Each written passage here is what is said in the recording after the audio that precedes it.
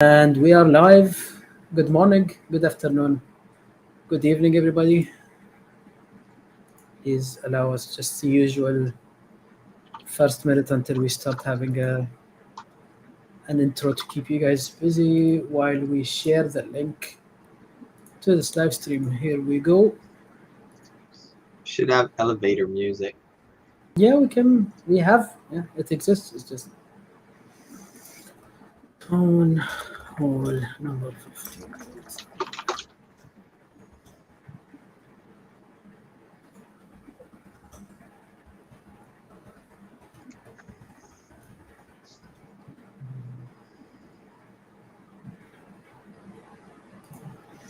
So that's there.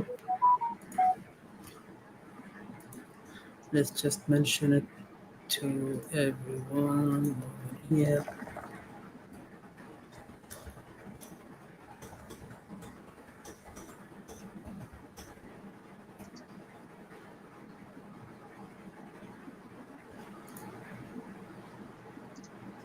Look at that preview.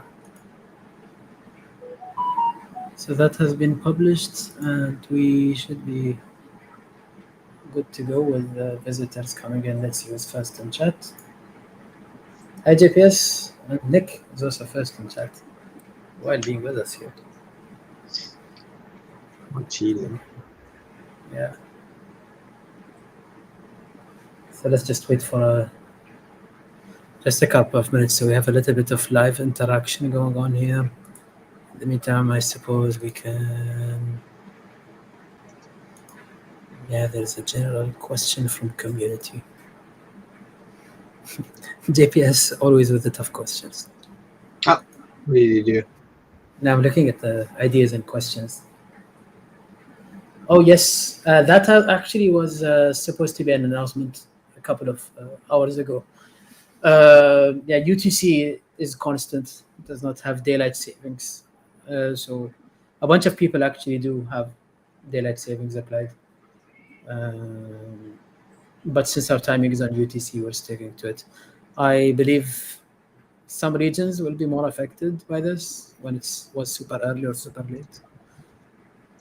But yeah.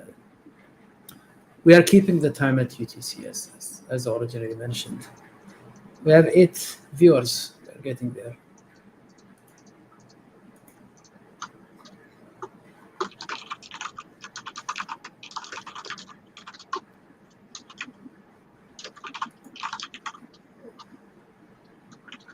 So as you guys might notice, we're missing Mark this time.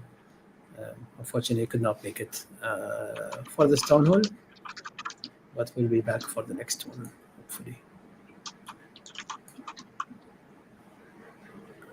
So we'll start the updates in a few minutes. Otherwise, people can go back to the replay. So I suppose we can. Maybe we can start though. I wanted to maybe have more people witness the live reveal or update of things that we haven't shown before. But that is probably okay. All right. So this is hi Leandre or Leander. This is town hall number 15. How amazing how time flies. It's been an interesting bunch of developments happening over these town halls. Hi 108. We have a few fun ones today. First of all, I think on a general state of things, I'll let Nick go into further detail when we reach those in specific, or in particular. But we're basically branching off a part of the team to work on the fixes based on feedback from the beta test, which we're progressing on. But at the same time, we have the majority of the team who have been creating new things, are continuing to create new things. So that actually has not stopped. It's not like we stopped everything and are just fixing. That's not because fixes are not important. It's because when we have a team of more than 10 persons, you can't have all the 10 persons fix the 2 parts that need fixing. So we have the all the people who are working on art, for example, are still making art. People who are developing the new features for the next milestone are still working on them. So just a general state of affairs thing is that the reality is that the fixes are all focused on specific points, which can only have 2 or 3 persons max fixing them anyway. So everyone else is still making the things they're making. Maybe more than 3. I see Nick is raising an eyebrow, but not everyone. So that's one thing. There's an immediate question. Maybe I'll address before I go into the specific updates. We on track for December? No pun intended. Actually, no. As we mentioned in this NFTCon update, is that the timeframes that we had mentioned were kind of theoretical, based on best assessment at the time. However, the way we've seen things go now, we realize that it's much more important to focus and stress on quality, especially with the releases. So it will be ready when it's ready. We'll keep giving you updates on what's happening and what's being made, and make sure you're up to date on what's going on, and give everyone the comfort of things being worked on. But at the same time, we also don't want to impose a deadline that kills us, and the quality. So that's really the idea. So I'll start with the 3D art before we get into the technical stuff. So 3D art, we've been working on 2 different things. One is we've been continuing to create content, as in skins and whatnot, on a relatively, let's say, small scale or speed, for content to have later on. At the same time, we've also been creating all the environmental props for the racetracks and so on. We've shown early on a concept render. I'm happy to share that I have a work in progress render, or actually in-engine, let's say, scene to show here of what the first racetrack kind of looks like. I only have one angle right now, and it's a work in progress, so just bear that in mind. And I'll also share a few of the props just to give you a feel of kind of what's been made to add more detail. As we learned while making the stable scene, is that detailed props kind of give a lot of life to a scene versus a very mild and bland one. So without further ado, this is what the racetrack kind of looks like. And this is an in-engine, actually not a final in-engine scene. This is in Unity. This will become in Babylon.js. The colors are subject to change in the color toning, etc. And on the right, you can see some parking, let's say, spots here. You can see a type of tree here. That's a new asset that's been made. And you can see, for example, these lights and other props. So this is what we mean when we talk about 3D assets being made for the racetracks. And this is close to that. We're also working on a bunch of grandstands. Like this in front of us here is a grandstand for the first racetrack. We're also building the other grandstand as main architectural pieces. We have some buildings that will go. Obviously, it doesn't make sense to have it in an empty space. There's going to be buildings surrounding it and so on. So this is one. And if you are looking close enough, you might have seen a teaser for what the next thing I'm going to show. And that's going to be the default jockey. So as you remember, we have the Pioneer jockeys, which you can equip to change the mental stats or affect the mental stats as a modifier. And we also said that anyone without a jockey will get to use a default jockey. And the design for this default jockey was meant to be kind of, we wanted to stand out, or rather for the Pioneer jockeys to stand out, to show how they look. And we kind of took a little bit of reference or inspiration from some of the robot jockeys that exist in camel racing. If you'll ever look at those, they have kind of robot jockeys that they're not really substantial. But anyway, without further ado, this is what you have for the default jockey. And this is just a progress showing you kind of a basic render, and then without the clothing, and then this is with the silks. So this is what the default jockey looks like. And this is what anyone who doesn't have a Pioneer jockey will have, even if classic mode is turned on. It's meant to, we kept the silks on because we don't want it to look too jarring to anybody who wants a realistic look. But it also has to show that it's kind of, let's say, default.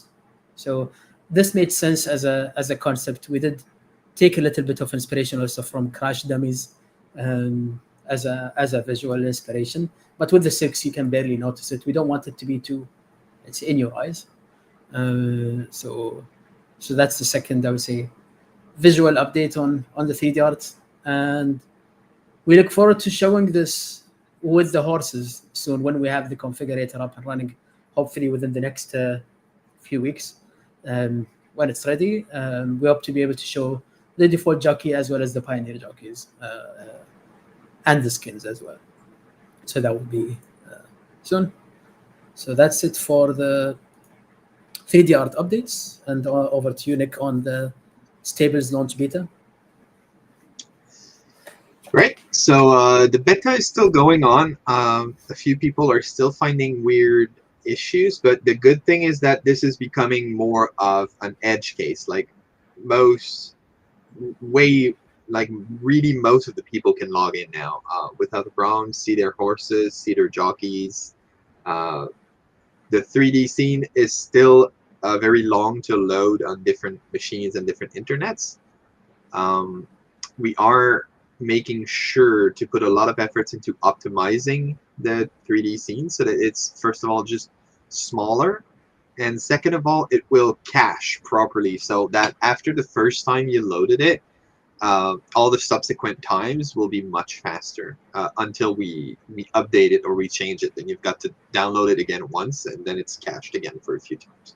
So on slower internet, slower machines, it's going to be faster and way more efficient. And also, just making the scenes smaller, of course, just makes it quicker to load, right? Even on my machine, which is a monster machine, it takes 30 seconds right now. This is very slow. So we're going to optimize that a lot to get that faster. On the technical, so login issues, Flint Wallet still has an issue logging in. This is not Equine's fault. Flint actually put out a tweet where they have a tiny issue with their DApp right now. They already have the fix, but the Chrome app store is kind of holding their update. So as soon as it's in, Flint would let us know, and you guys will be able to log in with Flint again. But right now, Nami, Eternal, and Jero are working on my machine and working as far as people have reported. I know a few of you still have trouble logging in, very much a minority. So I'm going to try to be working with you guys to figure out the special cases, what's happening. Is that a special state of your wallet? Is that... So anyway, we're going to be looking into those. That's what a beta should be like.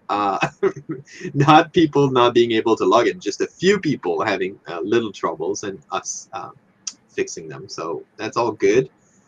The 3D scene, so it's going to get reduced size, caching. We're going to fix the camera movements when you go around and you've got a very large amount of horses. Some of the movements were a bit weird. The camera was going around not the right way to the next horse. And the skins configurator is coming. So that's all the 3D dev part. On the app team, they've been working on fixing the login bugs, so the DB bug and the CORS error, but a lot of the team has been working on the social release, and I've seen a demo of it last Friday, and they had friends list going on. You could add, send friends requests, accept them, chat with your friends. You could create a guild. You could delete a guild. You could join a guild if it's public. Ask a request to join a guild if it's private. The guild owner could accept those and kick people out. So the whole social thing is really coming along. I still have to see guild chat. It was not up, so a chat with multiple people, but that's coming. So this is still very much being developed, like Fahad said, in parallel with the fixes from the beta. So while I'm focusing every member that needs to be working on fixing the beta, it's impossible to get all 10 of them just working on fixing the bugs. So a few of them are fixing, and the rest are still developing. So we're still moving forward with the social release.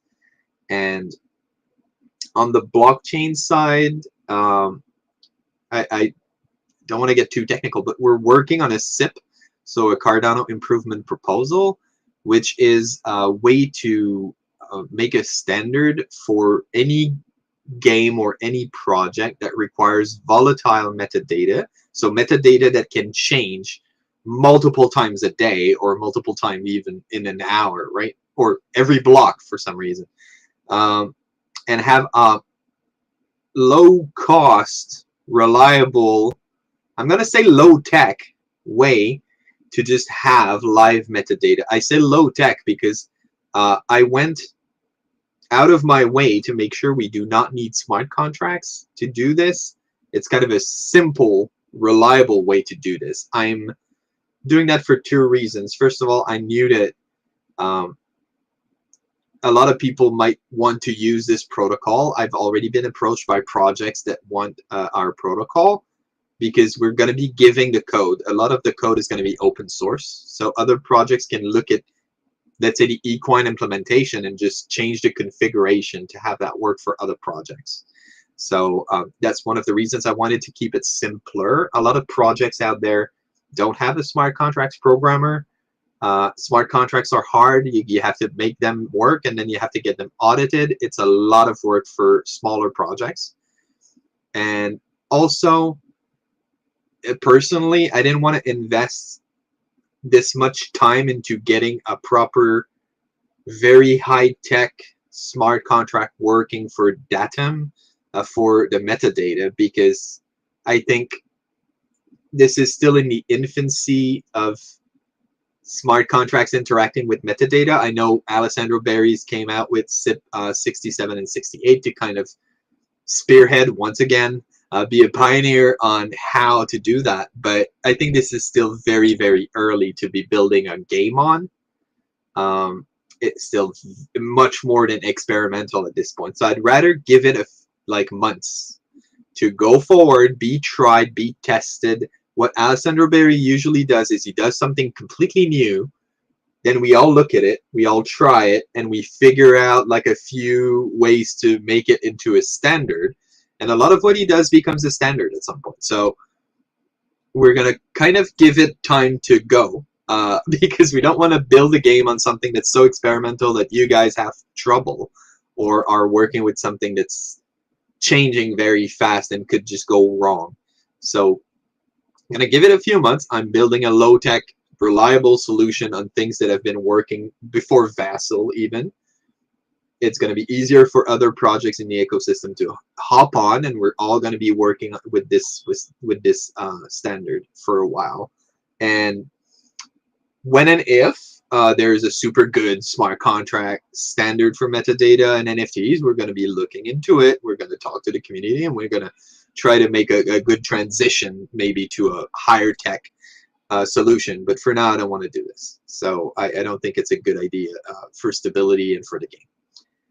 So this indexer that we're doing is the standard as an oracle and an indexer. Don't want to get technical, but we're going to be giving the code as open source to other projects. So we're working on this because in the social release, there's not a lot going on the blockchain. So my blockchain devs are working on the next step, really for Equine. So yeah, I think that's all for the dev side. Thanks, Nick. I guess just to clarify, in case this can be misunderstood, is we're building this technology. We're sharing it with all projects that, actually everyone, and from that, any projects that want to use it. And the more, let's say, advanced high-tech version, once it's developed enough, we'll also look into basically adapting when and if needed at the right time. But we're not really waiting for that to happen to continue with Equine. We're basically going to build the game with this version and then upgrade to a higher tech version if it's ever there and needed. The solution, I think one of the beauties that I think should be always highlighted, in my opinion, Nick, to the potential of this SIP, in my opinion, is the backwards compatibility with, for example, NFTs that have already closed or locked their policy and so on, that they could also be updatable or used in their own game projects or other game projects. I think that's the beauty of it, that should be highlighted in a way, because I'm sure that there are a lot of projects that have already locked their policies as collectibles, for example, might have had some concept for games or gamification, but have struggled because they can't update the NFTs. This seems to be like a great solution that's not too complicated. At the same time, is robust enough in the design that we're working with. So I'm proud of us having the chance to develop something like this. I hope that people can make good use of it. Yeah, and I'm really happy to see this developing. That's, I think, great. So yeah, not really off chain, actually on chain is the idea. I see just a comment here saying off chain. This would be with a locked policy, but remains to be on chain. So it's kind of an interesting way for things to happen. I said the technical term oracle. An oracle basically is just a way to post information on chain. So this is definitely the combination of an oracle and an indexer. So the oracle posts update on chain in a secure way where only your project can own the updates. And the indexers just looks at those changes and makes sure to have an always up-to-date live metadata for all your assets.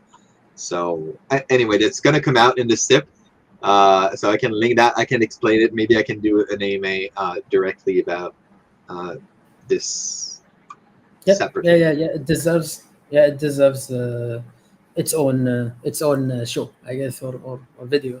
Once we have it all polished and ready.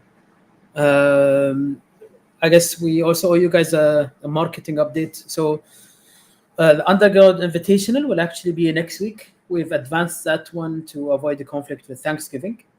We'll only have one class, that's 1:30 and under, with 3 laps in the rain. So that's an interesting setup.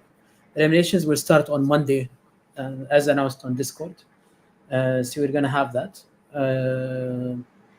That's for basically next week. I believe, if I'm not mistaken, that for December we have lined up I don't want to spoil, but I remember it was related to champions or high performance in some way or another. So that's it for these updates. We will have, actually will be, okay, I don't want to announce something that's not been announced yet, so I'll leave that till the right time. We can take the AMAs. For the few who have asked questions about the stables and functionality, just a reminder, login issues or connection issues should be resolved. If you still have a login or connection issues, please let us know on the channel to understand what is your case. But as far as we understand, most of the general or public cases are already resolved. With regards to stables and the 3D scene loading, that is still not yet pushed, as in we have a few fixes that are being worked on, or upgrades basically. So once we have those pushed, then we suggest you test that. Right now we realize that it has issues, for example, for people with slower processors or people with more limited connections and so on, for the most part. So if you can log in and see your list view, that's a step we've taken so far. The 3D view will be in the subsequent update. So that's there. Just as a frequently asked question, there's a general question from the community: is the white paper currently being updated, and if so, when will it be available on Equine.gg? So for the interim period, we've actually just linked the older, or first, let's say, white paper version on the website. The updated version, instead of making multiple updates, we kind of started drafting, but we don't really want to release until it's kind of also includes all the other things that will be included in the next releases. So once we have it ready for an updated release, we'll share that. There's a question from JPS about colors. Will there be more than 3 colors, black, chestnut, and bay, considered as base color? There are many shades of different colors, but will dilution colors be still limited in general, what we have now? Like Dunskin 1, 2, Amber Cream 2. I think base color shades shouldn't affect, so that there would be much more different shade dilutions. Without answering too much, I guess the technology, or the way we've built it, allows for an expansion of variations. That would I would say from a game theory point of view, if I may speculate, maybe, and I would be a speculator in this case, but it might make the extremes of color shades maybe much more interesting than the middles because those can be attained by getting an extreme light and dark, for example. But that is me speculating, not financial advice in any way, nor a strategy. But if we do have, we basically are allowed to expand to many middle tones as we want and expanding to grades between them. We set up to genetically reflect that in the horses as is without having to add much. So, so in that sense, I suppose variations can easily be added in terms of tones between the different official colors, right? I hope that kind of answers the question, or I might have missed that. JPS also has an idea for the team about colors. It would be cool if you could offer gene tests for the colors, like pay for tests and you get to know if your horse is homozygous. Yes, well, it is used in IRL. I agree, even in cat breeding, which is something I'm Yeah. more aware of. Those exist. So, I think that's very cool. So I'm definitely gonna think about it. It's definitely doable. Also, the way the DNA is made. So yeah, that's interesting. as long as a certain number of paid color tests will not unlock the code to figuring out the DNA hash or something like that, then that's, I guess, okay. Yeah. Okay. Well, I like that confidence. There are a few other questions. Let's see this. Here we go. We have a comment here from Troy. I'll be kicking off the first qualifier, 5 a.m. Monday AM UTC. Get them horses ready. See you on the track. Thank you. Yes, indeed, that's a reminder for the invitationals. I have a question saying, is there a way to see the horse with the skin on? And yes, that will be the configurator. That's basically the next main feature we'll have rolling out on the 3D scene. So once that is there, after obviously we've tested it and so on, it will have the horse with the skin, the jockey, and the skin all applied together, so you can see them basically in that sense and preview them. So There's that's another interesting question. What about selling horses that are a bit cheaper? Utero. In the original cell, you get a horse's skin and a jockey, and it was kind of expensive at the time. But right now, we're not selling horses anymore. So what you're seeing is just the market. We don't control that, and we don't intend to. So our goal is to never have to mint horses again and have only the breeding supply for the demand. So it's all in your hands when the breeding is going to be coming online. one would think that if breeding is incentivized enough, there would be enough horses that are more affordable. But it also, again, it's a very decentralized, let's say, system in a way where it really depends on what people decide to do, depends on how people decide to price them. We have a little bit of influence maybe by means of how we incentivize or disincentivize breeding. That's a very important, also game balance aspect, which we need to be very careful because we understand some similar blockchain horse racing game communities have been facing a challenge of breeding that was so incentivized that it led to a overpopulation, b everyone having their own horses to breed from, so therefore nobody really needs to buy any more horses for breeding, and similar challenges that But we've been. they also didn't have horses aging and dying, so that's going to be a very interesting dynamic change from most games out, from all the other games out there, I think. Um, Well, another some have added the feature some few oh, months after we announced it, but after the maybe it's a white paper, concept. yeah, I've Yeah, seen a lot of yeah, concepts. but yeah. JPS asks, are there more than 3 base colors? Yes, there are. Our community is just answering in chat quicker than we can get to the question, so that's very funny. Uh, I just put on stream here from Tomo. How will we see? How will we know what jockey is best for each horse? As the races are random, the best jockey could potentially perform worse than others. So it seems difficult to know which mental stats are best. yes, it, it's actually you want to balance out your horse's weaknesses, or you want to give your horse a very very high mental stat in something. So you're gonna look at its behavior, and all 3 mental stats have different patterns of behavior, and you're gonna have to decide which of those you want to address as much as you can with the jockey. So that part is actually meant to be based Challenging. on observation, challenging. You're gonna have to do a few races, look at your horse, look how it behaves when it's behind in the pack, when it's in advance, and just how it manages its energy, which is the basics of all the mental stats, right? How it will behave. So it's meant to be a bit harder. The physical stats are given as exact numbers that you can just look at, which is not like real life, right? It's a game, so we made it a bit simpler. But we wanted to keep also a bit of the fuzziness of real life horse racing, where it's a bit harder and you have to observe. It's also part of the PvP game, because if you're entering a field of, let's say, 12 different horses, and there's a little bit of a PvP game or rock paper scissors of which jockey am I gonna choose and which jockey are they gonna choose and which combination will provide the best outcome for me. So, for example, you could want to prioritize one type over the other because you know or assume that a certain horse will be paired with a certain jockey, for example, or you know that this horse, from your observation, not even your horse, but even other horses, have a habit of not doing well in a certain scenario. So you want to play a game of, hey, well, they might not do as well as my horse in that scenario, so I'm going to double down and put the jockey that maximizes that in hopes to beat that horse in that scenario.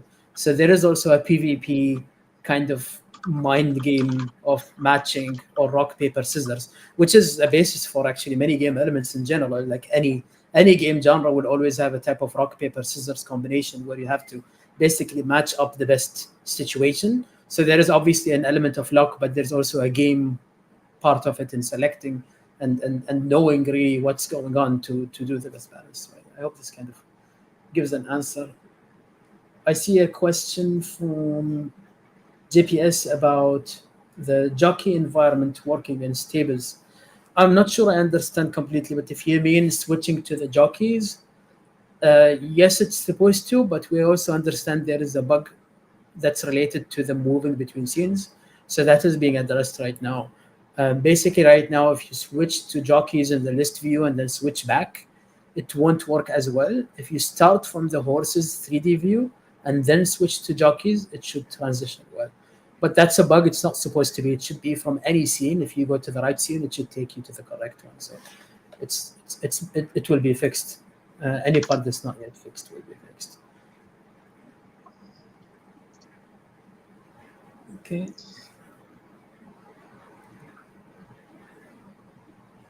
So we have a question of, can you share info on what the total stat tiers will be, how many tiers, and what the level of total stats for each tier will be? So actually, for equine, we'll not be doing the tiers based on total stats. What we're doing now for the Lovelace Underground Invitational is basically arbitrary and designed for sake of the Underground Invitational. For equine itself, we'll be working on an ELO class-based system where you're going to have something called racing points. These racing points are going to define which bracket you're going to race in, or if you're going to race down a bracket, that's going to be with a handicap. But that's all going to be based on an ELO system, which is basically your racing points, which you gain or lose by winning or placing in certain races. So that's meant to be the system. There's a question from Utiro saying, what other games have you guys worked on? So Equine is actually our first game project. We all come with different fields of expertise or expertise. We're not game development veterans by any chance, but we are all, number one, gamers since a very young age. Number two, experts in our subject matters, whichever they may be in the organization or in Equine, basically. So Nick, for example, comes with a very deep experience in physics, simulation, coding, and anything relating to it as a scientific programmer. So Equine is a game that's built on, number one, game design, as in concepts, game design concepts, balance of the game and how it's put together, plus the simulation, which is how the races look and so on, plus the whole system and how it's put together and how the blockchain part plays with the interface, plays with the 3D. That's the whole design that's basically working here, and yeah, and the blockchain part. So the combination of these put together makes the game, and we all have our minds in their places for which part to contribute to. But to say that we've worked on a game before as our group, no, we have not. So that's the direct answer. There is a question saying, what are the benefits of joining a guild, or is it just about the community aspect? Some car racing teams have team races.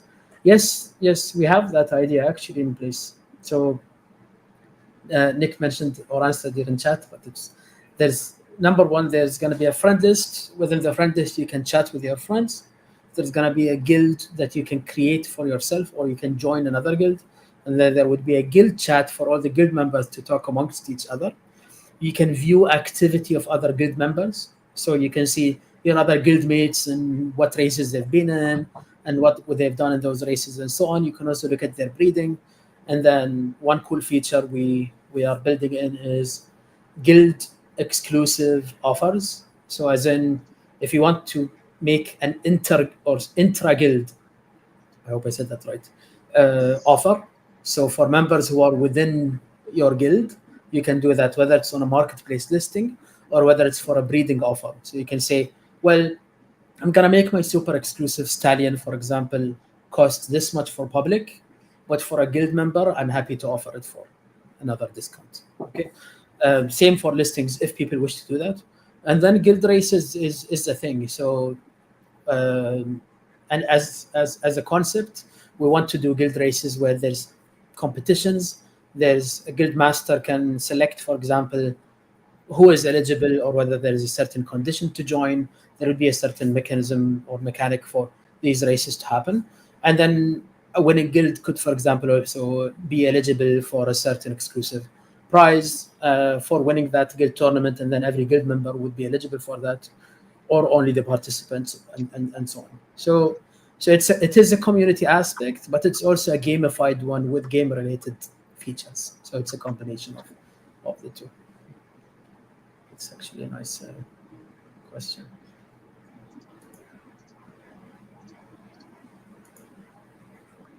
I've tried MetaDerby on AVAX. That's actually interesting. I've not looked at that one. I do not like the futuristic look that they use. I prefer the realistic look of Equine, but MetaDerby gives you a free horse to try the game.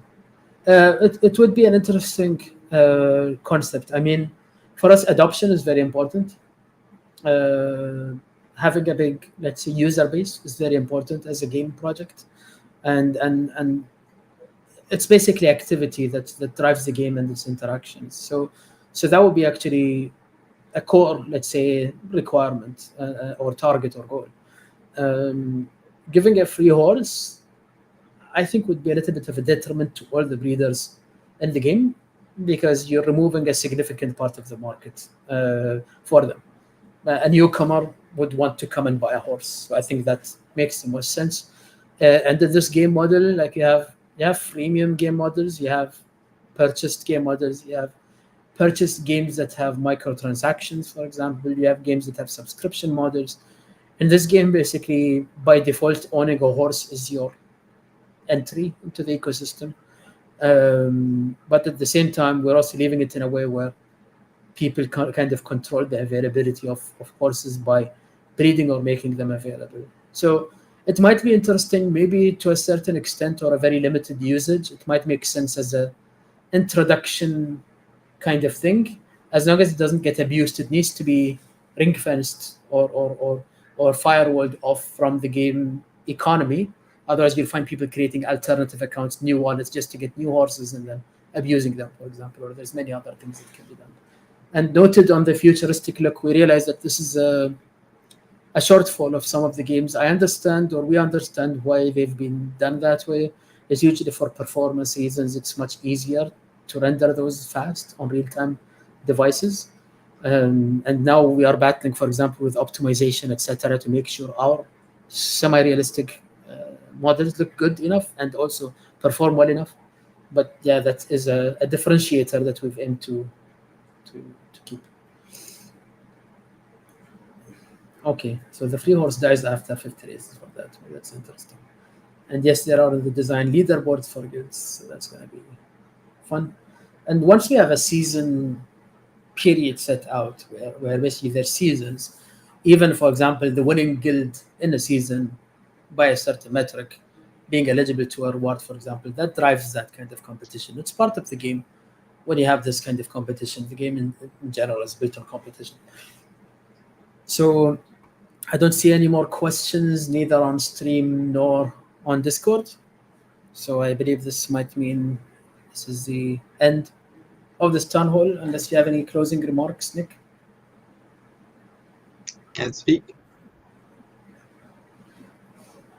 So nice to have you guys. Always a pleasure to share updates. We look forward to the next town hall with hopefully new fun things to share. And we'll see you around the next town hall. Signing out.